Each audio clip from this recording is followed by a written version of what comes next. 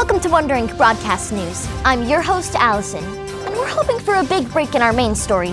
Riley's already out on the road. We'll get to her in a moment.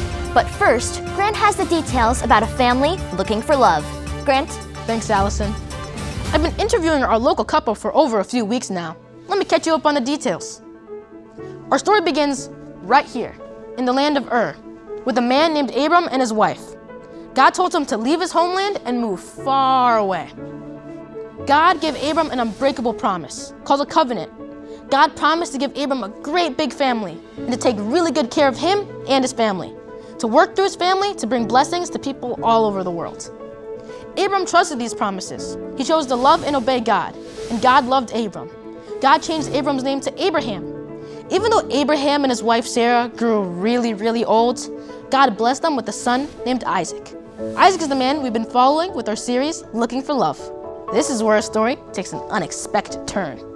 Abraham wanted his son Isaac to have a wife from his home country, so he sent his best servant to help him. Allison has more of the details of this Looking for Love search. Abraham sent his servant on this journey with this reassurance. He said, "The Lord will send his angel ahead of you, so you'll be able to get a wife for my son from there." Abraham told the servant he could return alone if the woman he picked didn't want to come back to be Isaac's wife. Abraham wanted to make sure Isaac remained in Canaan, the land where God had brought them. Grant, tell us about what happened next. The servant left town with 10 camels loaded with good gifts and traveled far away to Abraham's homeland. The first thing he did when he arrived was to pray to God. He knew that he would need God's help in finding just the right bride for Isaac. And that's the last we've heard of him. I can't wait to find out. Sorry to cut you off, Grant, but I just heard that our special reporter Riley has discovered some breaking information about this. Let's go to her now. You are right here with Riley. Today I'm standing by a roadside near a well where a caravan of 10 camels has just arrived. It's possible this could be Abraham's servant. There's a woman approaching. Let me talk with her. Ma'am, over here. Good morning. I'm Riley with WIBN. Do you mind if I ask a few questions? Sure. My name is Rebekah. It's nice to meet you. I'm not from around here. Not from around here, huh? Where are you from? The name of my hometown is Nahor. Are you possibly on your way to meet Isaac?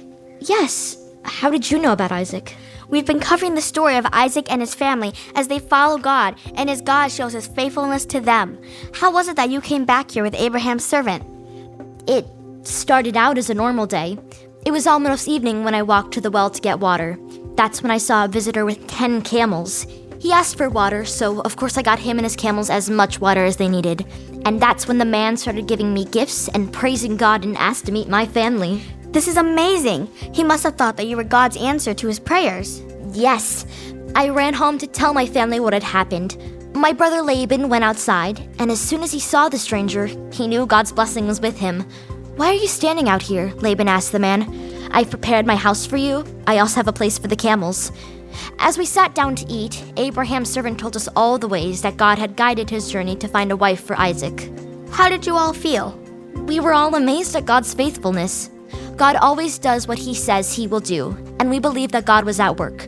So my family gave permission for me to return to Canaan with the man and marry Isaac. "Here's Rebekah," they said. "Take her and go. Let her become the wife of your master's son, just as the Lord had said." So I went.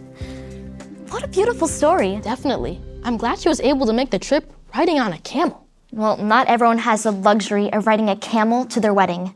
When I went to my cousin's wedding, I had to travel by donkey. I do not need to remind you what riding a donkey can be like. Oh, I know. Isaac and Rebekah eventually met in person, and everyone praised God for his faithfulness. They got married and had a family of their own. God kept his promise to provide a wife for Isaac. Thanks for joining us at WIBN. And as we sign off, remember that God always keeps his promises because God is faithful. That's all for today's segment of Wondering Broadcast News. But remember, stay curious and filled with wonder.